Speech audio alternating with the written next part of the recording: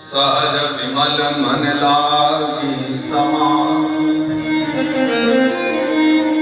आज बाबा जी की बहुत बढ़िया समाधि लग रही। श्री नारद बाबा आज ध्यानावस्थित होकर के ऐसे बैठे कि ध्यानावस्थित तद्गतेन मनसा पश्यन्ति यं योगिनो। ध्यान लगा करके जिस प्रकार नारायण का ध्यान करते हैं, आज स्वयं भी नारद बाबा एकदम मस्त होकर के आंख बंद करके जब बैठे तो ये भान ही नहीं रहा कि उनको किसी प्रकार का श्राप लगा। और इसलिए हम कहा करते हैं कि भगवान नाम में वो शक्ति है, भगवान नाम की वो पावर है कि वो किसी श्राप को, बुरे संस्कारों को, इन सबको विनाश करने की शक्ति रखता है। एक नारद जैसा महामुनि, देवर्षि नारद जैसे व्यक्ति जो कभी अपने जीवन काल में दक्ष के द्वारा दिए हुए श्राप को मिटा नहीं पाए, लेकिन जब भगवान नाम लेने को बैठे और समाधि में बैठे तो स्वाभाविक रूप से ही कुछ समय के लिए दक्ष के द्वारा दिए हुए श्राप की गति बाधित हो गई। और जो श्राप था ना कि 2 घड़ी तक बाबा जी इस स्थान पर नहीं टिक सकते, वो भगवान नाम लेने के कारण वो बाधित हो गया श्राप। और बहुत वर्ष तक, बहुत काल तक नारद बाबा अखंड भजन करने को आंख बंद करके बैठे, हरि का स्मरण करते रहे। और स्मरण करते करते नारद बाबा अखंड भजन करने को आंख बंद करके बैठे, हरि का स्मरण करते रहे। और स्मरण करते करते बहुत काल बीत गया। तब इंद्र को ये भय हुआ कि बाबा जी इतना भजन कर रहे हैं, कहीं ऐसा तो नहीं है कि इनके मन में मेरा इंद्रासन लेने का विचार हो। तो इंद्र ने ऐसा विचार करके कामदेव को बुलाया और कामदेव से कहा कि देखो बाबा जी भजन में बैठे हैं और नारद बाबा का भजन अगर पूरा हो गया, साधना पूरी हो गई, तो कहीं ये ऐसा ना हो कि बाबा जी मेरा इंद्रासन मांग ले भगवान से। और इंद्र को अपने सत्ता की बड़ी चिंता होती है। सुख हाड़ले भाग सठ स्वान निरखी मृगराज। पूज्यपाद गोस्वामी जी ने रामचरितमानस में एक बड़ा सुंदर उदाहरण दिया है इंद्र के ऊपर। एक शेर को आते हुए देख करके एक सूखी हड्डी को लेकर के कुत्ता इस प्रकार भागता है कि कहीं शेर मुझसे ये हड्डी ना छीन। शेर को सूखी हड्डी से क्या प्रयोजन? उसको जो भूख लगती है, अच्छी बात तो ये भी है कि शेर कभी दूसरे के मारे हुए को खाता भी नहीं। शेर को जब भूख लगती है तो पहले वो शिकार करता है। अगर उसे कोई मरा मराया जानवर भी मिल जाए तो शेर खाता नहीं। वो एक जीवित प्राणी को पहले मारेगा, मार करके ही फिर ताजा उसका मांस खाता। ये शेर की आदत होती है। और एक कुत्ता जो कहीं से सूखी हड्डी मिल गई, उसको लेकर के इधर से उधर भाग रहा है और उसको शेर दिखाई दे गया तो उसको लेकर के ऐसे भागा कि कहीं शेर मुझसे ये हड्डी ना छीन ले। गोस्वामी जी कहते हैं कि नारद बाबा की जो साधना है, वो साधना किसी सत्ता के लिए नहीं है। हमने एक चर्चा की, जब उनकी समाधि लगी है तो वहां लिखा है कि सहज विमल मन लागी समाधि। कुछ कामना के लिए नहीं, सहज विमल मन एकदम निश्चल हो गया था, हृदय में बड़ा प्रेम उमड़ा, वातावरण इतना शुद्ध था। तो मन किया कि चलो भजन ही कर लेते। इसलिए बाबा जी भजन करने बैठे और फिर तो जो मन लगा समाधि लग गई। लेकिन इंद्र को क्या लगता है कि कहीं बाबा जी मेरी सत्ता ना हथिया गया। और इसलिए इंद्र देवता ने कामदेव को बुलाया और कामदेव से कहा कि जाकर के नारद बाबा की समाधि को अभी खंडित कर दो। राजा की आज्ञा मिलनी थी। इंद्र की आज्ञा पाते ही कामदेव तो अपनी सभी ऋतुओं के साथ में, अपने सभी बाणों के साथ में ले आया जहां भगवान नारद जी बैठे हुए थे। आंखें बंद थी बाबा की। तो कामदेव ने वहां पर अपनी वसंत ऋतु आदि जो है उनका प्रयोग करके, एक तो वो वातावरण पहले ही इतना सुंदर था, फिर जब वहां कामदेव का आगमन हुआ और वसंत ऋतु आदि प्रारंभ हो गई, फिर तो इतना अद्भुत हो गया वो स्थान। और उसके साथ साथ कामदेव ने फिर अपने बाणों का भी प्रयोग किया और अपने बाणों को भी जब नारद बाबा पर चलाया तो उसको लगता था कि अभी मेरे बाणों से प्रभावित होकर के बाबा जी अपनी आंख खोल देंगे, इनकी समाधि टूट जाएगी। जब वसंत ऋतु आदि वहां स्वयं नृत्य कर रही हैं, अनेकों अप्सराएं कामदेव के साथ खड़ी होकर के वहां नृत्य करने लगी, मधुर संगीत बजने लगा। लेकिन इतना सब होने पर भी बाबा जी की आंख खुली नहीं, बिल्कुल एकाग्रचित्त होकर के नारद बाबा अपनी समाधि में लगे रहे, भजन करते ही रहे बराबर। कामदेव वापस चला गया और कामदेव ने वापस जाकर के फिर इंद्र देवता को कहा कि भगवान क्षमा करें, लेकिन मेरे द्वारा भी आज नारद बाबा को जगाया नहीं जा सका, उनकी समाधि को मैं तोड़ नहीं पाया, इसलिए आपसे क्षमा चाहता हूं। क्योंकि नारद बाबा किसी सत्ता के लोग में भजन नहीं कर रहे, वो तो हरि प्राप्ति के लिए, भगवान के प्रेम के लिए साधना कर रहे हैं। तो मुझे नहीं लगता कि आपको उनसे भय खाना चाहिए। आप निर्भय हो जाइए और निर्भय होकर के एकदम प्रसन्न रहिए, मस्त रहिए। तो इंद्र देवता को लगा कि ये भी ठीक है, तो उसने प्रतीक्षा की। और जब नारद बाबा समाधि से खड़े हुए अनंत काल के बाद में, तब इंद्र स्वयं आए और इंद्र ने आकर के फिर नारद बाबा को प्रणाम किया और नमन करके वो प्रार्थना करते हैं कि भगवान मैंने कामदेव को भेजा, लेकिन आप तो वास्तविकता में ऐसे पावन संत हैं कि कामदेव भी आपकी समाधि को तोड़ नहीं पाए। मैं बड़ा प्रसन्न हूं आपसे, मैं नमन करता हूं आपको। आपने काम पर विजय पा लिया, आप काम विजय हो गए हैं, कामदेव भी आपका कुछ न बिगाड़ सका। आप एक सच्चे संत हो गए, एक तपोनिष्ठ साधु हो गए। और नारद बाबा ने जब सुना कि कामदेव स्वयं आया था और फिर भी मुझे नहीं हरा पाया, तो उनके हृदय के किसी कोने में अहंकार का एक अंकुर उत्पन्न हो गया। बाबा जी के मन में अहंकार इसलिए उत्पन्न हुआ क्योंकि बाबा जी विचार करते हैं कि ये कामदेव जब महादेव के सम्मुख गया था तो उसने महादेव की भी समाधि तोड़वा दी। ये कामदेव वो है जिसने भगवान भोलेनाथ को भी समाधि से खड़ा कर दिया था, लेकिन ये कामदेव मुझ पर विजय प्राप्त नहीं कर पाया। तो कहीं ना कहीं देखा जाए तो समाधि के मामले में मैं तो भगवान भोलेनाथ से भी ऊपर उठ चुका हूं, मेरी महिमा तो भोलेनाथ से भी ऊपर चली गई है, क्योंकि कामदेव ने भोलेनाथ की समाधि तोड़ दी लेकिन मेरी समाधि नहीं तोड़ पाया। और प्रसन्न होकर के नारद बाबा ने यात्रा की ब्रह्मलोक की ओर। ब्रह्मलोक पहुंच गए और ब्रह्मलोक जाकर के अपने पिता ब्रह्मा जी के सम्मुख उस सारी चर्चा बताई कि इंद्र आए थे और इस प्रकार बोल करके गए हैं। और उन्होंने बताया कि कामदेव आया था और उसने अपनी बाणों का प्रयोग किया, ऋतुओं का प्रयोग किया, लेकिन किसी प्रकार भी वो मुझ पर विजय ना पा सका, मैंने काम पर विजय पाया। तो ब्रह्मा बाबा बोले कि देखो बेटा, तुम्हारे अच्छे भाग्य हैं, तुम्हारी महिमा है, तुम्हारा हृदय भगवान के प्रेम से सराबोर रहता है, तुम भजनानंदी हो, भजन करते हो, तो ये अच्छी बात है कि भगवान की बड़ी कृपा थी कि कामदेव तुम पर विजय ना पा सका, तुमने कामदेव पर विजय पाया।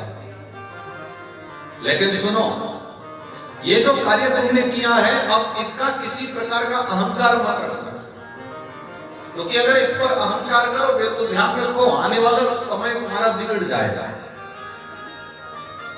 एक तो भजन करो, भजन करके इतना तप एकत्रित करो, और फिर अहंकार कर लोगे तो क्या हुआ, तो सब कुछ नष्ट हो जाएगा।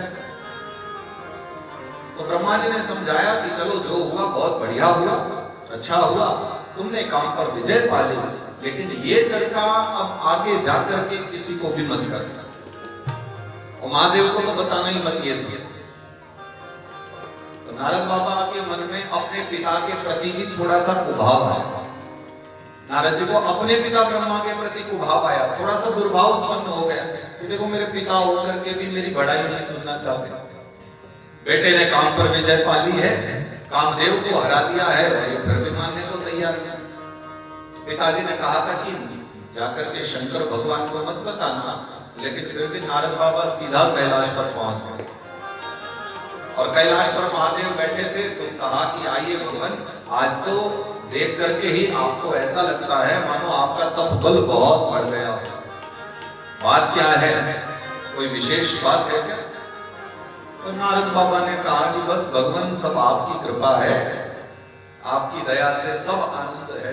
तो भोलेनाथ ने कहा नहीं, देख करके तो लगता है कि कुछ तो विशेष हुआ है। क्या हुआ है आपके जीवन में? आपको देख करके लगता है कि आपका हृदय बड़ा प्रसन्न है, बड़े आनंदित घूम रहे हो। अब नारद बाबा कब तक उस बात को छुपाते? पहले ही मन कर रहा था कि जल्दी बता दें। तो कहा कि भगवान बस आपकी कृपा है, जिस कामदेव को आप भी पराजित नहीं कर पाए, आपकी दया से मैंने उस कामदेव को पराजित कर दिया। मैंने काम पर विजय पा ली। कामदेव आया था और उसने अपने बाणों का प्रयोग किया, लेकिन मेरे सम्मुख वो पराजित हो गए। तो महादेव कहने लगे ये तो सब कृपा है नारायण की, और हमारा तो इतना प्रेम आप पर रहता है, तो कामदेव आपका क्या बिगाड़ सकता है? और आप कोई सत्ता के लोभ में तो नहीं थे जो कामदेव आपको पराजित कर सकता था। इसलिए आप तो मस्त रहो, निश्चिंत रहो। लेकिन बाबा जी एक बात का ध्यान रखना, ये जो कुछ लीला आपके साथ घटित हुई है ना, ये आपने मुझे बता दी सो तो ठीक है, लेकिन वैकुंठ में जाकर के कभी भी नारायण के सम्मुख इसकी चर्चा मत करो। तो नारद बाबा कहने लगे ये लोगों को हो क्या गया है, मेरी प्रशंसा कोई सुनना क्यों नहीं चाहता? अरे मैंने इतना बड़ा काम किया है, मैंने काम पर विजय पाई है। पिताजी को सुनाया तो पिताजी कहते हैं महादेव को मत बताओ। अब महादेव को सुनाया तो महादेव कहते हैं कि भगवान नारायण को मत बताओ।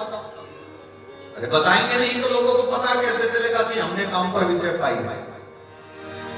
वैसे लोगों को पता चल भी जाए तो क्या लाभ है, लेकिन इसी का नाम तो अहंकार है, यही तो मोह है। जब व्यक्ति चाहता है कि अगर थोड़ा सा भी अच्छा कार्य किया है तो सारे समाज को पता चले कि हमने कितना बढ़िया काम किया। और नारायण नारायण नारायण जपते जपते जपते वैकुंठ धाम की ओर प्रस्थान किए नारद बाबा ने। हरि के धाम पहुंच गए, वैकुंठ धाम पहुंचे, भगवान नारायण विराजे हुए थे। जाकर के भगवान नारायण को साष्टांग प्रणाम किया, दंडवत किया। हे भगवान, आपको बार बार नमन है, आपकी कृपा से आज मैंने अपने जीवन में बहुत बढ़िया काम किया।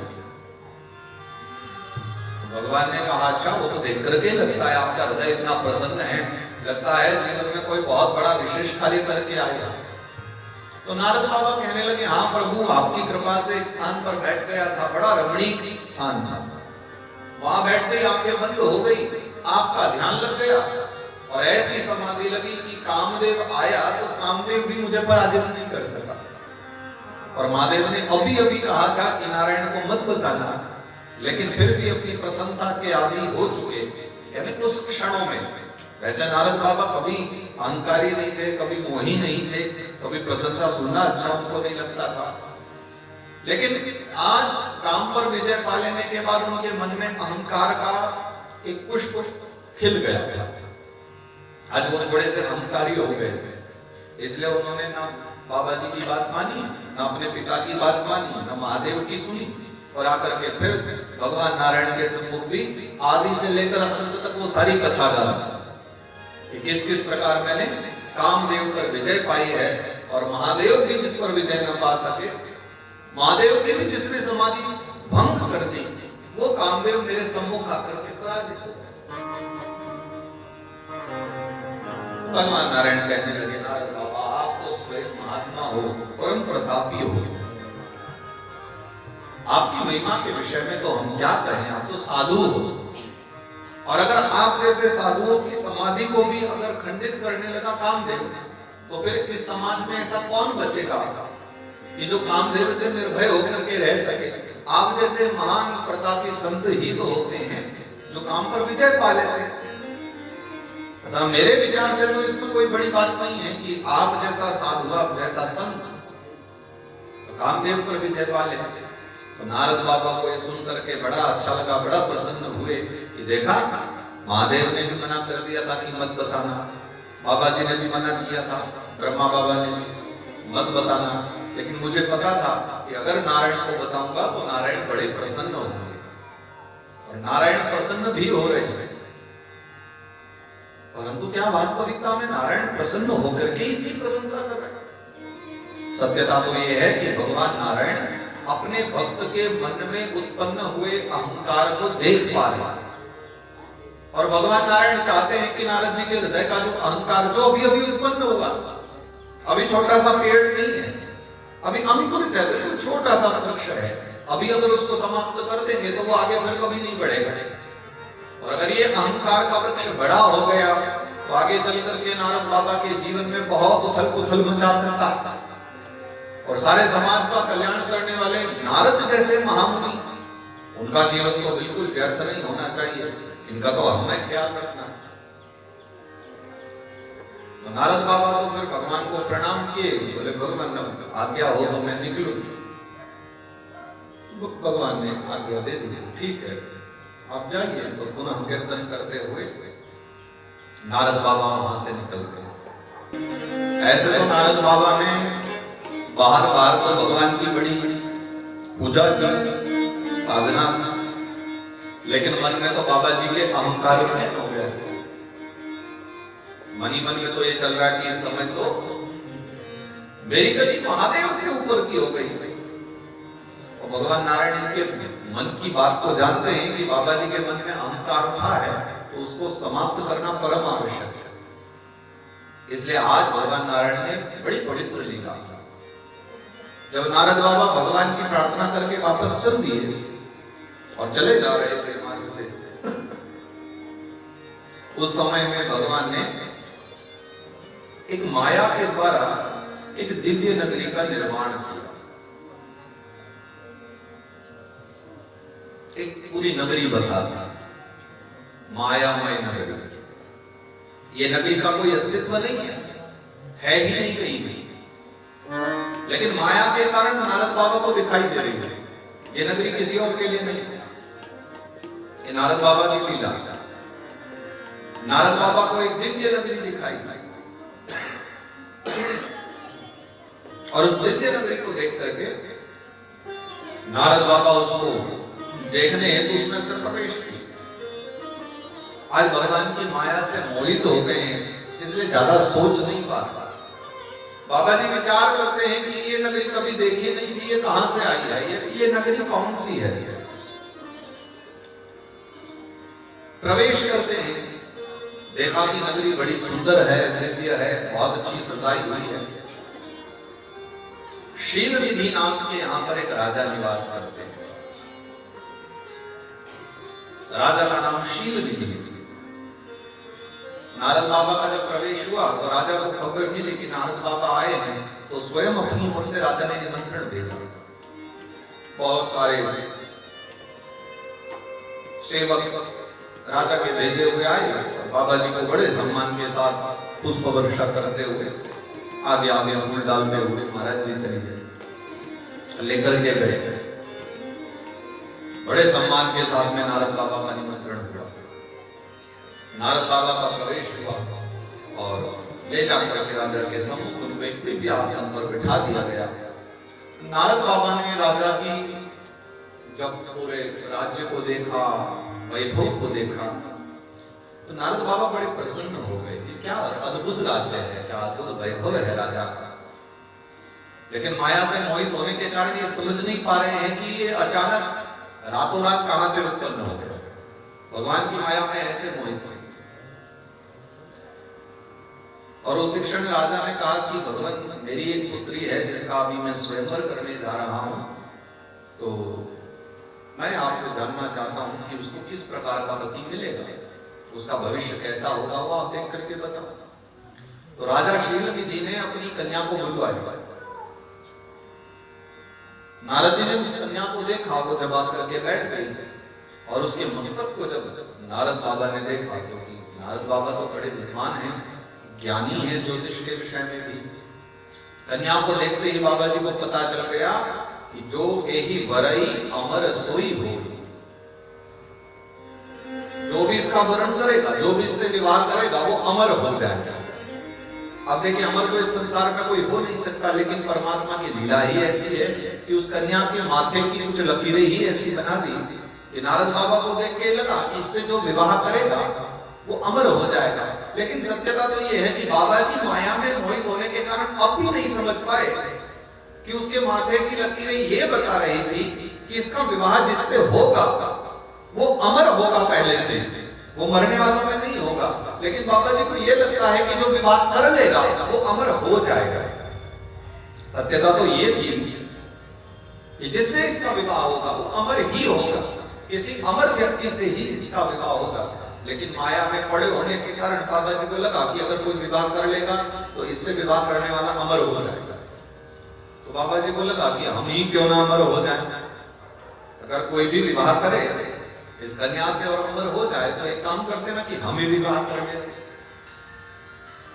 तो नारद बाबा राजा को बताते हैं कि राजन, आपकी पुत्री बहुत गुणों वाली है, इसको साक्षात नारायण के गुणों के समान कोई पति मिलेगा और जिससे भी ये विवाह करेगी वो बड़ा ही सौभाग्यशाली व्यक्ति होगा।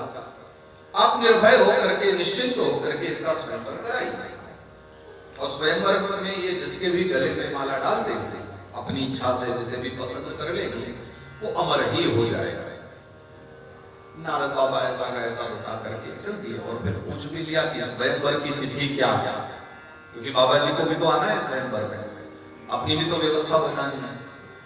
तो तिथि भी पूछ ली और राजा ने कहा कि आपके आशीर्वाद से 2 दिन बाद मैंने निर्धारित किया है स्वयंवर, और 2 दिन बाद स्वयंवर होगा। उस समय मेरी कन्या अपने आप ही किसी आए हुए हजारों राजा राजकुमारों में से किसी एक का चयन कर लेगा। नारद बाबा ने बेचारा समय बहुत कम है, 2 दिन के अंदर अंदर व्यवस्था करा, तो वो सीधा वैकुंठ धाम की ओर प्रस्थान किए और वैकुंठ जाकर के भगवान से प्रार्थना करते हैं कि हे नारायण, आप तो मेरे सर्वाधिक प्रिय हो।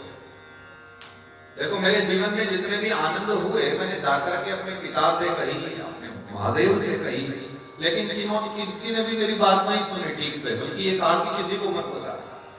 आपने मेरी बात सुनी तो मुझे लगता है कि आप मेरे प्रिय हो, मैं सदा आपके नाम का स्मरण करता हूँ और इसलिए आज मैं आपसे कुछ मांगने आया हूँ। वैसे तो कभी मांगता नहीं, परंतु आज मैं आपसे कुछ मांगना चाहता हूं। तो भगवान ने नारद बाबा को कहा कि ठीक है, आप मेरे प्रिय हो तो मैं आपके लिए कोई अहित नहीं करूंगा, मैं आपका जो भी करूंगा हित ही करूंगा। मांगिए क्या चाहिए। देखिए भगवान की वाणी, भगवान के शब्दों को समझिए। भगवान ने एक बार भी नारद जी को ये नहीं कहा कि आप जो मांग रहे हो मैं वो दे दूंगा। भगवान ने यही कहा कि आपका हित जिसमें होगा, आपका कल्याण जिसमें होगा, मैं वही कर्म करूंगा। तो नारद बाबा कहते हैं भगवान एक कृपा कर दीजिए कि आपका जो सुंदरता है, आपकी जो सुंदरता है वो मुझे दे दीजिए। आपका ये जो स्वरूप है ना, ये स्वरूप मुझे दे दीजिए और मुझे आपके जैसा सुंदर बना दीजिए। तो भगवान ने कहा सुंदर बनना है, लेकिन बात क्या है बाबा जी, नारद बाबा सुंदर बन के क्या करोगे। तो जो घटना घटित हुई थी वो माया में नगरी को देख करके जो नारद बाबा ने लीला देखी थी तो सब भगवान को बता दिया कि मुझे कन्या का वर्ण करना है और कन्या मेरा तभी वर्ण करेगी जब मुझे सुंदर देखेगी, क्योंकि कन्या वरयते रूपम, कन्या तो रूप को देखती है। अब मेरा रूप अगर सबसे ज्यादा सुंदर होगा, ऐसे तो नारद बाबा सुंदर हैं, लेकिन बाबा जी कहते हैं कि प्रभु अभी मुझसे भी तो ज्यादा सुंदर वहां पर राजा होंगे, वहां तो हजारों की संख्या में राजा राजकुमार होंगे। तो कन्या सबको छोड़ करके मुझे ही वर्ण करे, इसके लिए मुझे नारायण के समान बनना, मुझे आपका स्वरूप दे दीजिए, आप दे दोगे ना। तो भगवान ने कहा नारद ने बिल्कुल चिंता न करो, आपका जिसमें हित होगा, आपका जिसमें कल्याण होगा, मैं वही कार्य करूंगा, आप निश्चिंत होकर के जाइए। और बाबा जी प्रसन्न हो गए, वहां से चल दिए कि भगवान अपना स्वरूप दे देंगे तो कन्या मुझे ही वर्ण करेगी।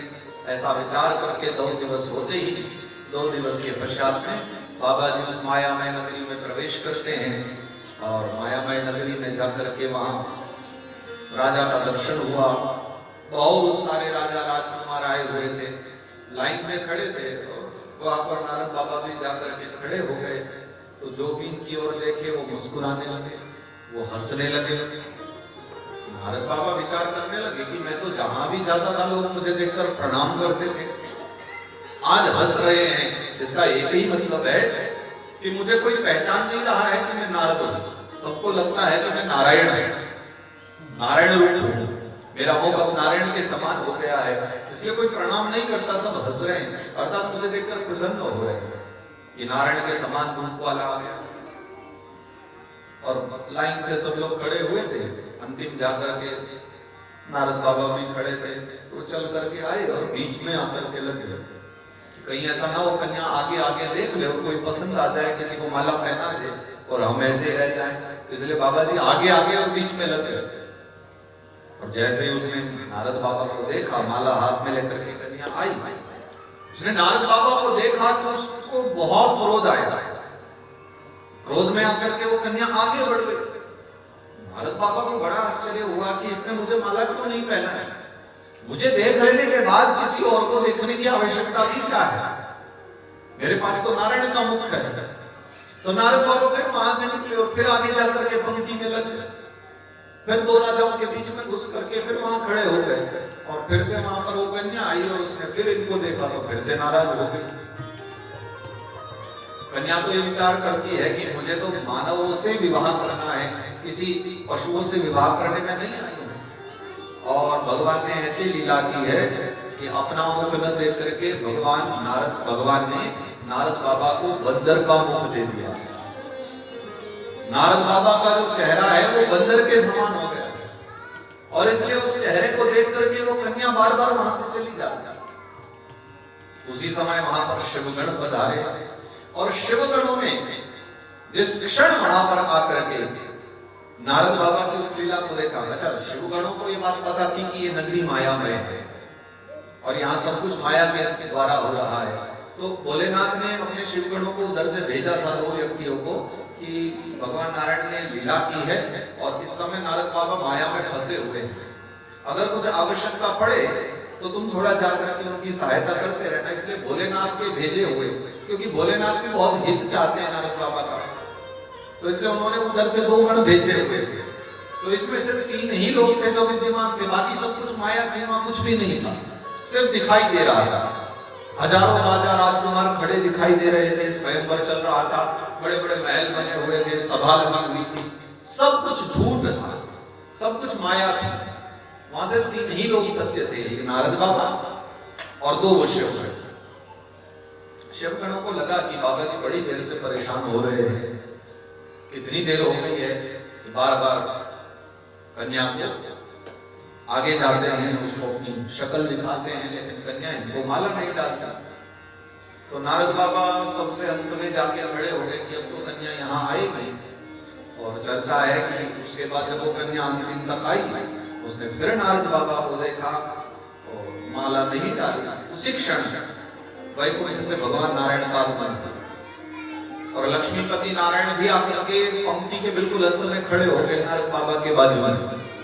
और उसी समय उस कन्या ने नारायण भगवान को देखा, उनके गले में माला डाल दी, और जैसे ही माला डली सब लोगों ने फिर वहां तालियां बजाई, प्रसन्न हुए, भगवान की जय जयकार की।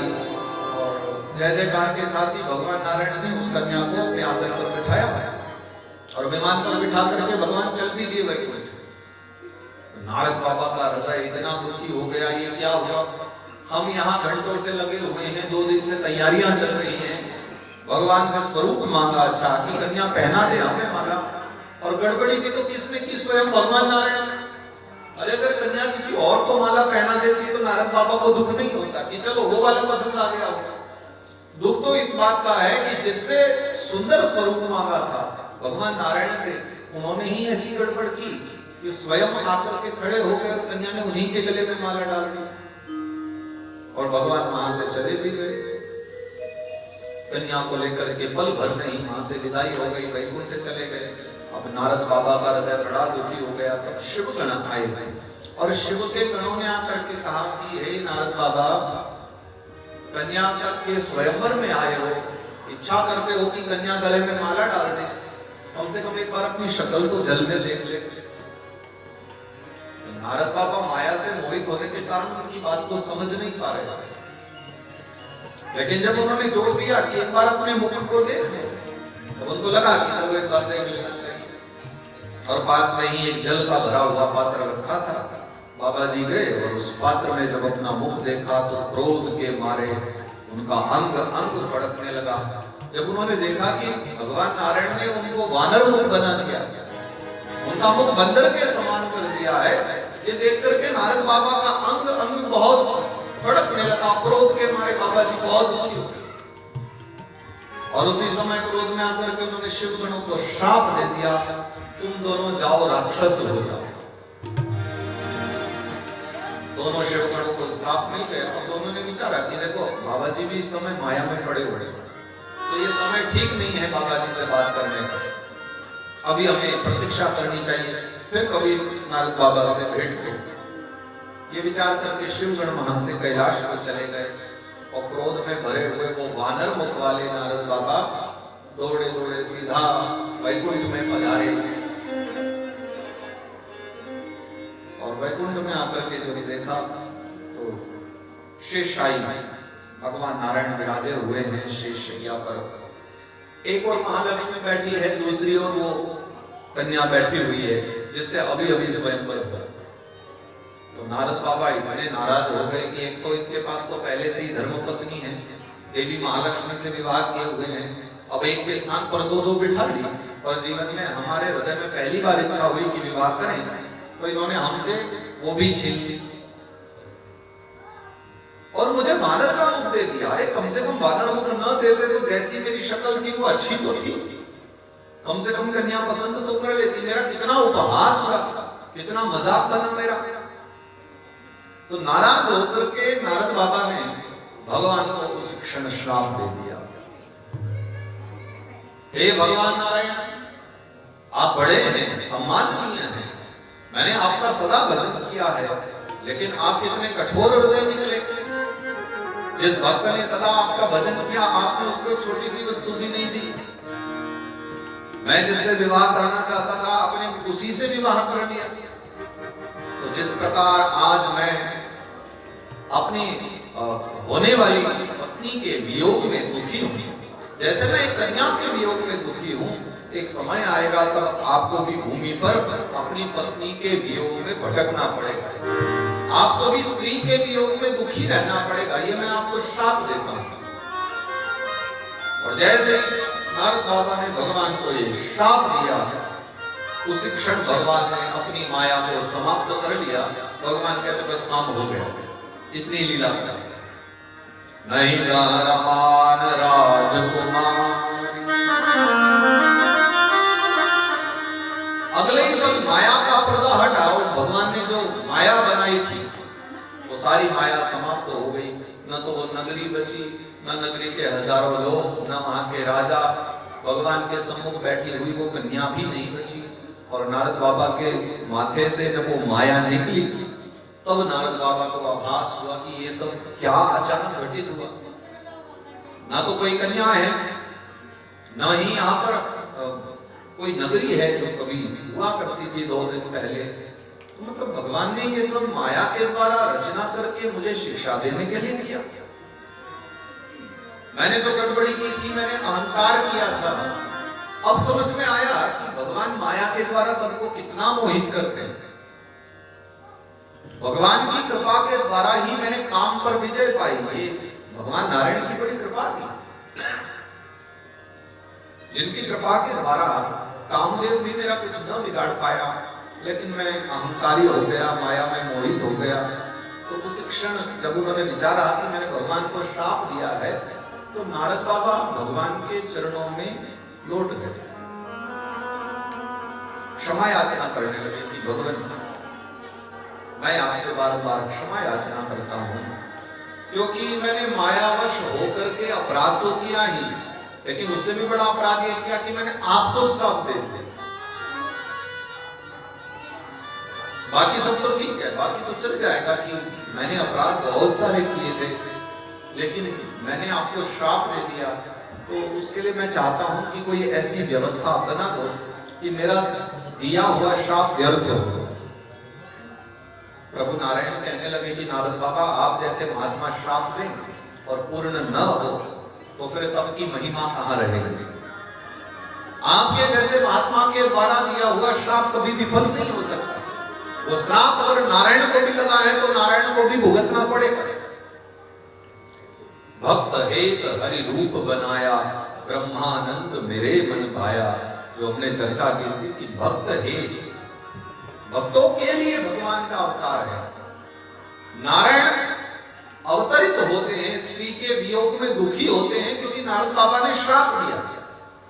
भगवान ने उसको स्वीकार किया है। इसलिए भगवान जब राम बनकर के पधारे हैं त्रेता युग में, तो राम बनकर के मां जानकी के विरह में वो वनों में भटकते रहे और दुखी भाव में, विरह भाव में भगवान ने मां जानकी की खोज की। नारद बाबा के श्राप के कारण, तो नारद बाबा का श्राप मिला तो भगवान ने राम अवतार ग्रहण करके उनके श्राप को सफल किया, क्योंकि भक्त हेत हरि रूप बनाया। तो नारद बाबा दुखी हो गए, बोले आप तो नहीं मानोगे, आप तो इस श्राप को ग्रहण कर लोगे, नारायण हो, आपको तो कोई दोष नहीं है, आप किसी प्रकार से कुछ भी कर्म कर सकते हो, लेकिन अब कभी आजीवन पर्यंत मेरे मन को शांति नहीं मिलेगी, क्योंकि मैंने सदा सर्वदा जीवन में जिसका भजन किया, जिसका स्मरण किया, मैंने उन्हीं को श्राप दे दिया। ये बात मेरे मन को सदा सर्वदा पीड़ा पहुंचाती रही। उस पीड़ा से निवृत्ति के लिए मुझे कोई उपाय बताओ। तो भगवान नारायण ने नारद बाबा को उपाय बताया कि आप इस प्रकार से कीजिए तो आपके मन को शांति मिलेगी। जप हो जाए शंकर सतनाम। श्री शिव महापुराण में सूत भगवान वर्णन करते हैं कि नारायण भगवान ने स्वयं नारद बाबा को यह आदेश किया कि आप जाइए और तीर्थ नगरी काशी में जाकर के, जो भगवान शिव की नगरी है, काशी में जाकर के आप भगवान भोलेनाथ के सतनाम स्तोत्र का पाठ कीजिए। भगवान भोलेनाथ के जो 100 नाम है, वो एक स्तोत्र है, सतनाम स्तोत्र जिसे कहते हैं। जाकर के सतनाम स्तोत्र का पाठ, जप हो जाए शंकर सतनाम, कोई है हृदय तुरंत विश्राम। और अगर आपने ऐसा किया तो काशी में जाकर के पाठ करने से, शिव नाम लेने से, गंगा स्नान कर लेने से तत्काल ही आपके हृदय को बहुत शांति मिलेगी। कोई यही हृदय तुरंत विश्राम, हृदय को विश्राम मिलेगा, आप चिंता मुक्त हो जाओगे। तो नारद बाबा भगवान नारायण की आज्ञा पर पधारे हैं काशी जी में, और काशी में आकर के भगवान भोलेनाथ की आराधना प्रारंभ की। सतनाम स्तोत्र का पाठ नारद बाबा ने किया और गंगा के तट पर विचरण कर रहे थे। उस समय फिर शिवगणों का आगमन हुआ, जिनको नारद बाबा ने श्राप दिया था, वो मायामयी नगरी के अंदर। दोनों ने आकर के कहा कि भगवान को समय अनुकूल नहीं था, इसलिए हमने आपसे बात करना ठीक नहीं समझा, परंतु अब माया हट गई है, माया का पर्दा हट गया है और अब हम आपसे चर्चा कर सकते हैं। तो हम अब क्षमा याचना करने आए हैं। हम कोई ब्राह्मण नहीं है, आपने हमें श्राप दिया था, याद तो होगा ही। आपको लगा होगा कि ब्राह्मण है, मेरा उपहास कर रहे हैं, लेकिन प्रभु हम तो भगवान भोलेनाथ ने भेजे थे और हम कोई ब्राह्मण नहीं, हम शिवगण हैं, भोलेनाथ के परम भक्त हैं। आपने हमें श्राप दे दिया था राक्षस हो जाने का, अब हमारी मुक्ति का, सद्गति का कोई उपाय बताओ। तो नारद बाबा कहने लगे, मैंने कितने अपराध कर दिए, मैंने तुम दोनों को ही श्राप नहीं दिया, मैंने अपने मालिक को भी श्राप दे दिया। और मेरे मालिक भगवान नारायण भी स्त्री के वियोग में अवतरित होकर के राम बनकर के संसार में पधारेंगे। तो मैंने तुम्हें जो श्राप दिया है राक्षस होने का, उसके साथ साथ मैं तुम्हें वरदान भी देता हूं कि तुम दोनों ब्राह्मण के घर ही उत्पन्न होगे, लेकिन तुम्हारे कर्म राक्षसों के होंगे। नाम तुम्हारे कुंभकर्ण और रावण होंगे, और मेरे मालिक जब पधारेंगे ना, तो उनके हाथों के द्वारा ही तुम दोनों का उद्धार होगा। अर्थात रामलीला की तैयारी चल रही है, राम कथा का उदय यहां से हुआ। राम कथा के ऐसे तो अनेक कारण हैं जो शास्त्रों में वर्णित है, लेकिन उनमें से एक कारण ये है जिसमें शिवगण रावण और कुंभकर्ण बने हैं, भगवान राम बन करके पधारे हैं। कहीं कहीं कथाओं में फिर जय विजय की जो चर्चा आती है, जिनको 3 बार असुर बनने का शाप लगा था सनकादिक मुनियों के द्वारा, तो वो भी एक कल्प में रावण और कुंभकर्ण बन करके पधारते हैं। तो विभिन्न विभिन्न कल्पों की अलग अलग कथा चर्चा का वर्णन आता है। तो नारद बाबा की यहां से ये यात्रा प्रारंभ हुई है और उन्होंने फिर शिव तीर्थों में भ्रमण किया है। तो सर्वप्रथम बाबा जी काशीपुरी में पधारे हैं। इसका नाम एक अविमुक्त भी है। काशी को अविमुक्त वाराणसी कहा जाता है। अविमुक्त इसलिए क्योंकि भगवान ने प्रलय काल में भी काशी नगरी को कभी भी अपने से विमुक्त नहीं किया। काशी एक ऐसी नगरी है जिसको भगवान ने किसी भी काल में, भगवान महादेव ने अपने से दूर नहीं किया। इसी कारण से विद्वानों ने इसका एक नाम अविमुक्त रखा हुआ, अविमुक्त काशी जिसे कहा जाता है। तो वही गंगा मैया के किनारे किनारे गंगा के तट पर नारद बाबा ने विचरण करने लगे, शिव तीर्थों में भ्रमण करने लगे। तो शिव तीर्थों में भ्रमण करते करते जहां संतों के दर्शन हो जाते, संतों के निकट बैठ जाते। कभी कोई सम्मुख मंदिर आ जाता तो जा करके बाबा जी उसमें दर्शन करते। तो इस प्रकार नारद बाबा ने बहुत काल तक वहां यात्रा की और जब उनका हृदय एकदम शुद्ध हो गया, फिर यह बात तो पक्की हो गई थी कि उन्होंने अगर भगवान को श्राप दिया है तो इसमें भी पूरा पूरा भगवान का ही हाथ है। ये भगवान की माया ही ऐसी रची गई थी कि नारद बाबा उनको श्राप दे। तो निर्मल मन जब हो गया तो निर्मल मन लेकर के फिर नारद बाबा वहां से पधारे हैं। और शिव महापुराण की रुद्र संहिता में नारद जी के मोह को समाप्त कर दिया गया। इस कथा को गा करके सूत भगवान ने अंबिका के उत्पत्ति की कथा